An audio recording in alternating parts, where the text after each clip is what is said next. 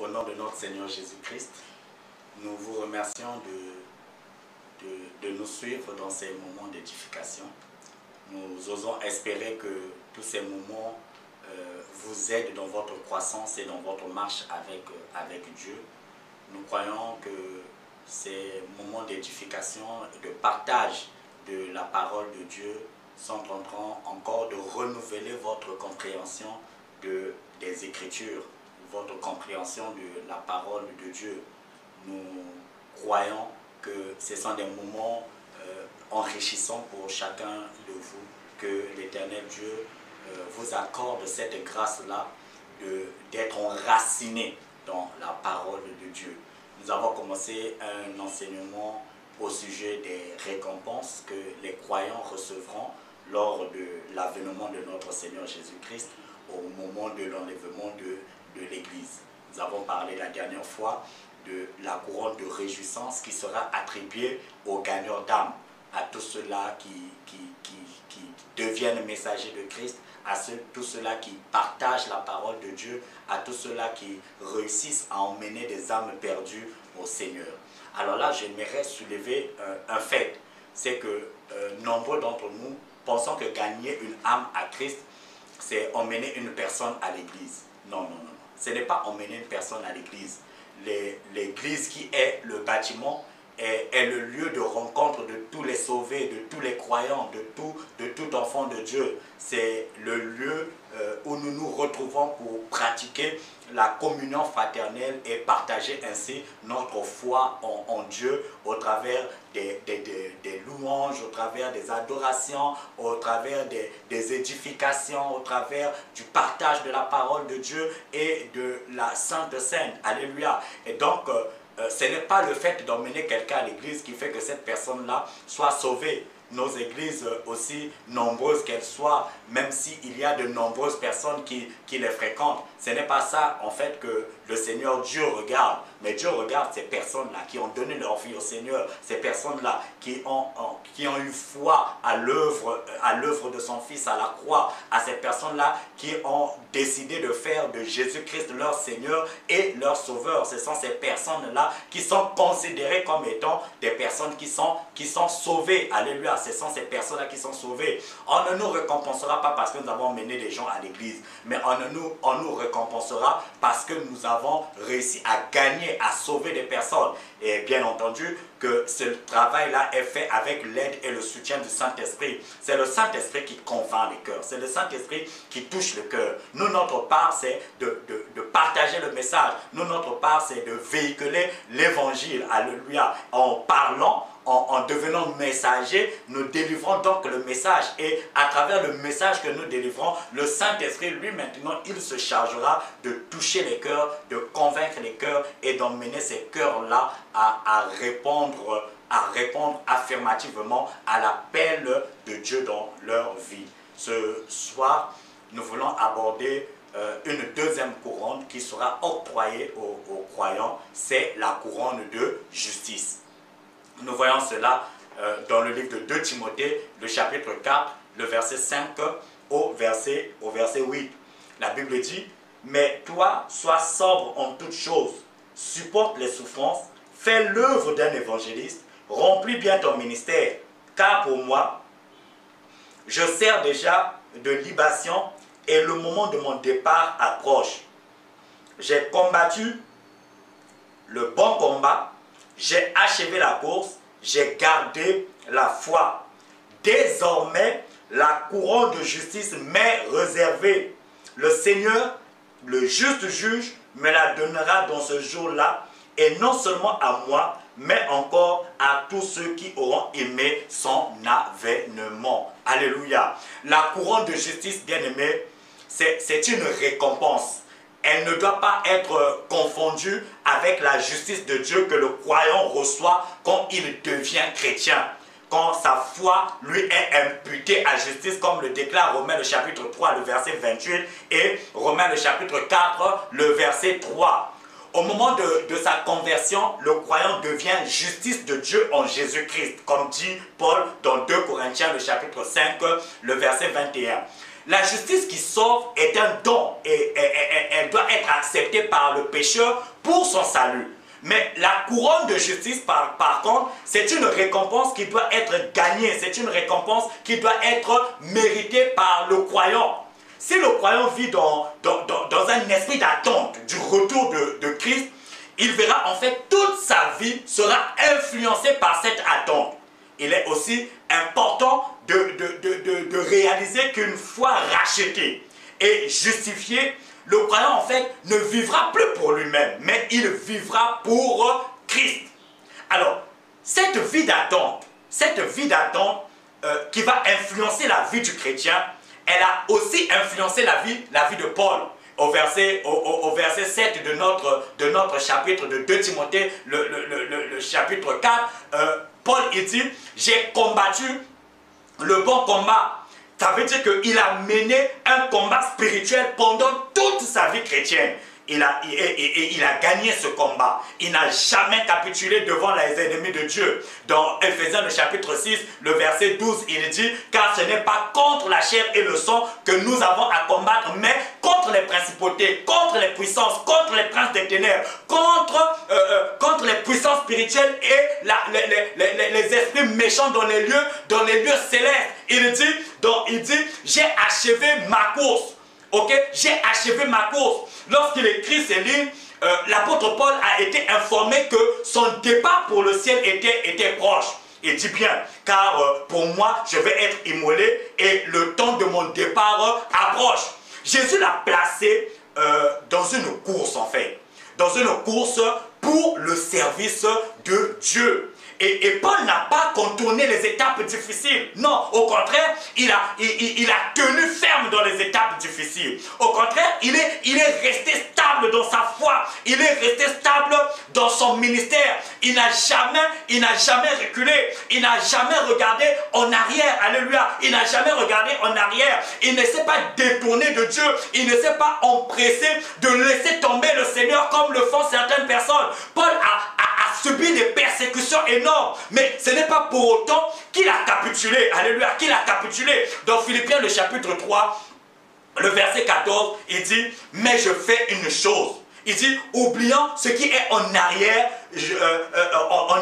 oubliant ce qui est derrière moi et m'avançant vers ce qui est devant, il dit, je cours avec ardeur vers le but pour remporter le prix de la vocation céleste de Dieu en Jésus. Paul a bien servi le conseil de Jésus.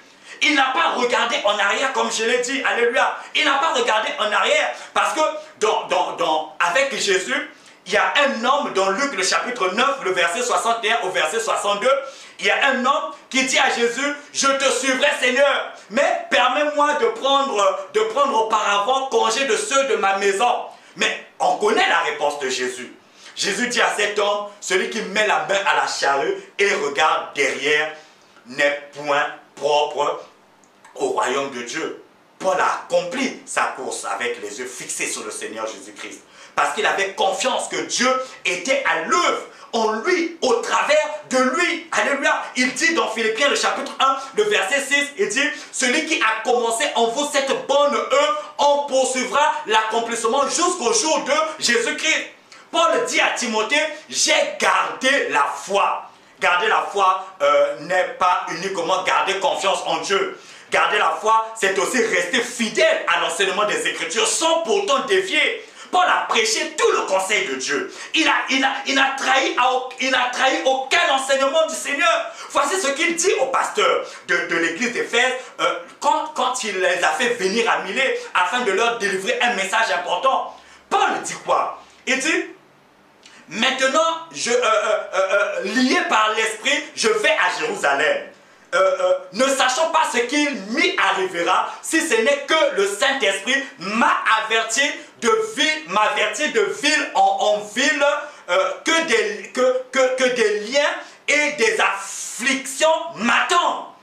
il dit à ces pasteurs-là, réunis à Milet, il dit, mais je ne me mets pas en peine de quelque chose. Et ma vie ne m'est point précieuse pourvu que j'achève avec joie ma course et le ministère que j'ai reçu du Seigneur Jésus pour annoncer la bonne nouvelle de la grâce de Dieu. Alléluia. Il dit encore à ses pasteurs, maintenant voici, je sais que vous ne verrez plus mon visage. Il dit, vous tous parmi lesquels j'ai passé en prêchant le royaume de Dieu. D'accord? Et il ajoute ceci. Il dit, c'est pourquoi je proteste aujourd'hui devant vous que je ne suis né du sang de vous tous, car je vous ai annoncé tout le dessein de Dieu sans rien en cacher.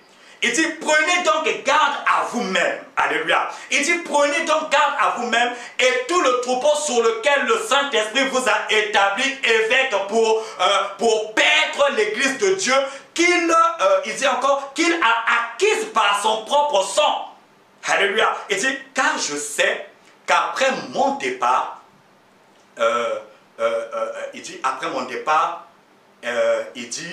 il va s'introduire, voilà, il dit, il va s'introduire parmi vous des loups ravageurs, il dit, des loups qui n'épargnent point le troupeau.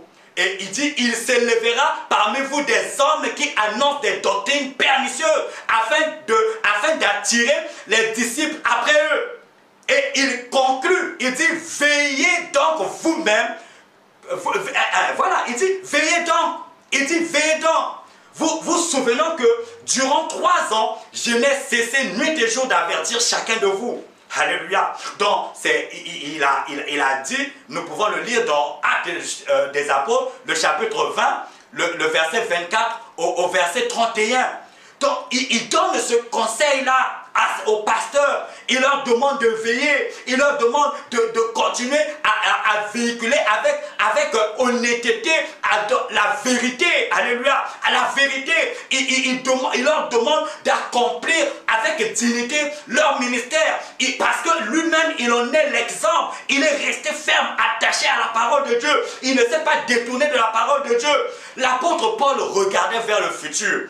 Il regardait au tribunal de Christ où la couronne de justice sera donnée à ceux-là qui aiment, à ceux-là qui attendent le retour du Seigneur. Combien il est important pour le croyant d'attendre. Combien il est important pour le croyant d'aimer le retour de Jésus-Christ. Mais cette attente-là, elle doit être manifeste.